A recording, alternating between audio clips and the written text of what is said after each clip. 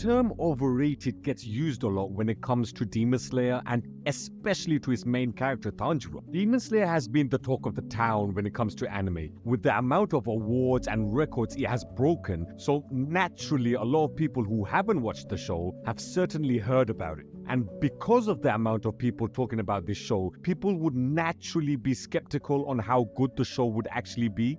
It's like any series that is popular, whether it was Game of Thrones back in its peak, The Walking Dead, Dragon Ball Z back in the 90s, like literally any form of popular media will have the people who have never watched the series, but then will fall into the trap of naturally believing that the popular show of the time is overrated, solely because the amount of people watching it. And with Demon Slayer, the face of that series is Tanjiro, so naturally, because Demon Slayer is so popular, their main protagonist will have extra scrutiny and comparison to other main protagonists. So the question I ask you guys, is Tanjiro an overrated main character? Now remember guys, I'm an anime only viewer, so I'll be talking about his character from watching the first 3 seasons, and as I'm recording this video while season 3 is airing, I will follow up this video after the season finishes, so do stay tuned for that video. Tanjiro may end up having some unbelievable feats that make him badass in the future, which is the reason why I haven't mentioned those in the video, so please guys keep that in mind. Now with Demon Slayer, if you are going in hearing the hype from your friends saying, oh, you have to watch Demon Slayer, it's the best anime out right now, better than One Piece, better than Naruto, better than all of them. If you hear this big talk from all your mates, then naturally you will be going in with high expectations, and especially for the main character of Tanjiro. But no, in the first episode and a few episodes after, yes, you feel bad for Tanjiro in what you see happen to his family. You feel bad for him, yes, but he doesn't really excite you on screen. He doesn't have that charisma and magnetism to keep your attention on screen. Something unbelievably tragic has to happen to him in order for us to actually care about him. If nothing tragic happened to him in the first place, would we have cared about him as a character? If Nezuko was never turned into a demon, would we have cared about Tanjiro? I'm not too sure I would. I was one of those guys that was told by everyone, including the guardian ghost of this channel, to watch Demon Slayer. I got sick of people telling me to watch it, so I then eventually did give it a go, and of course I would have high expectations. And eventually I did end up loving Demon Slayer. It's definitely worth the hype. But before I started watching, and comment below if you guys had this experience with your friends, whether online or in your normal everyday lives. When people recommend Demon Slayer, they never mention Tanjiro. They always talk about the animation and fight scenes, but never actually talk about the main character themselves. Now, when I compare that to One Piece, whom I started watching many years ago, people would talk about how great the story is and how great the characters are, especially the main protagonist, Monkey D. Luffy. So all those years ago when my friends recommended One Piece, I gave it a go, and it's probably your tribal chief's favorite series. But again, the hype was already there. So just before watching the first episode, exactly like Demon Slayer, I had high expectations for One Piece. And from the first episode, I knew I would love this series. And it's all down to the main character, Monkey D. Luffy.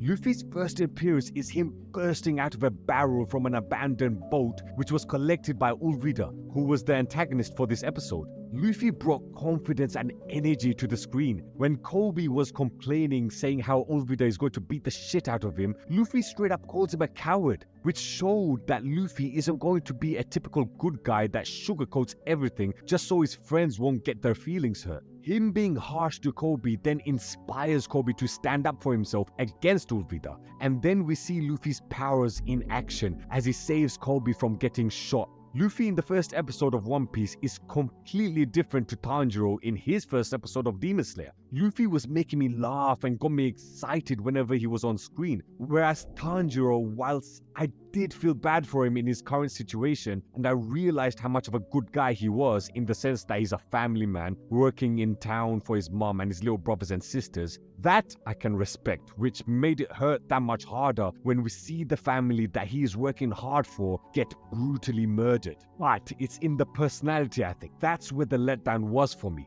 Luffy instantly became your favorite character as soon as you watched the first episode, and he is still to this day many people's favorite character, as he is almost always ranked number 1 in the popularity contest for the characters of One Piece. Whereas in the first episode of Demon Slayer, I would say Gyu would probably be your favorite character because of his badass introduction into the story. First impressions is a thing, and Luffy made such an impression that all of us, all these years later, still follow his story nearly 11,000 chapters in. Whereas with Tanjiro, it's more, I hope this guy can return his sister back into a human. Now, I know it may sound like I'm being very negative towards Tanjiro, but this is how it was for me when everyone was telling me to watch Demon Slayer. I expected the animation to be good, but I don't just watch anime for the animation. I care about characters and how good the story is. The animation and the simple story that was delivered by the series kept me watching the first season, but I never truly enjoyed Tanjiro as the main protagonist. So in terms of a character being overrated, if you're a viewer who is catching up on Demon Slayer like how I was, you would think Tanjiro is an overrated main character compared to the rest of his shonen counterparts. And I'm talking about the big popular shonen series like Naruto, Dragon Ball Z, One Piece, Bleach, My Hero Academia, and etc. You know the ones that I'm talking about, the ones that are up there in terms of popularity. Tanjiro was underwhelming. What's happening to him with Nezuko and his family is what kept you invested in his character. Even the constant training within the forest, we have seen this before, and because it's a shonen battle series, you have to accept the fact that there will be training throughout the series, or even a training arc dedicated to the story solely for the main protagonist to train and get stronger, or even a time skip where all the training is done off screen and you see the results of the training through the main protagonist's new power-ups. So him going through harsh training still didn't make me root for him as much. I don't know, man, I kind of found Tanjiro annoying, if I'm honest. He would complain a lot, and for a main shonen protagonist, he did cry a lot as well. So for me, Demon Slayer wasn't overrated, but the main character is overrated because he literally can put any character from any series in this story as a main character and you would feel the same about him. He didn't have that X factor which made him stand out as a main shonen protagonist. But things did slowly start to change for me when I started to see the potential of Tanjiro, starting with episode 14 when he stood up to Inosuke protecting Nezuko's box and Zenitsu. Inosuke's introduction was beastly. This guy was a straight up savage. So seeing Tanjiro fighting in close combat situation, you would think Tanjiro would get absolutely murdered. But no, he ends up breaking Inosuke's ribs, showing to us that not only is he a capable fighter with a sword, but he also can take care of himself in a hand-to-hand fight. But the most important thing for me, it showed that Tanjiro has backbone to his character. I knew he would do anything for his family, as we have seen in the first episode that he was the working man and was the main breadwinner for his family. So him standing up for Nezuko is a no-brainer. But him standing up for Zenitsu, that gave me a lot more respect for Tanjiro's character rather than him complaining all the time before. Now, of course, the famous episode 19 Hinokami Kagura was absolutely epic. I have made a video discussing why this episode became such a blockbuster episode for the anime community, so do go and check that video out. This episode here was a visual masterpiece and transcended Demon Slayer into mainstream pop culture. Now, as much as I loved this moment, for me, it didn't make me love Tanjiro's character. Yes, it showed me that he is a badass and can match any other shonen hero in terms of big hype moments. And in all honesty, when it comes to big hype moments, Demon Slayer and the character of Tanjiro is not overrated. If anything, he reaches such a height as no other main shonen protagonist can match it, because the music, animation, and story built up episode 19 so perfectly, as well as the other epic Tanjiro moments in this series so far. And to be fair, before you even watch Demon Slayer, your friends already tell you how epic the series is in terms of animation, so you're already prepared to watch it solely for the spectacle. But even then, episode 19 still exceeds our expectations in terms of animation. There's nothing like it, and it will forever be ingrained in history as one of the best moments, not only in Demon Slayer, but anime history. And yet, it was in episode 26 where there was no action, no amazing animation, no epic orchestral score. It was just Tanjiro flipping a coin that made me go from saying Tanjiro is an okay character to Tanjiro being one of the most pure-hearted and lovable characters that we need in this day and age. Throughout the first season, I went from not liking Tanjiro to seeing his potential as a badass, then seeing him be a badass in episode 19, and then seeing how important it is to have a kind-hearted protagonist lead a shonen series. So for me, in essence, he went from overrated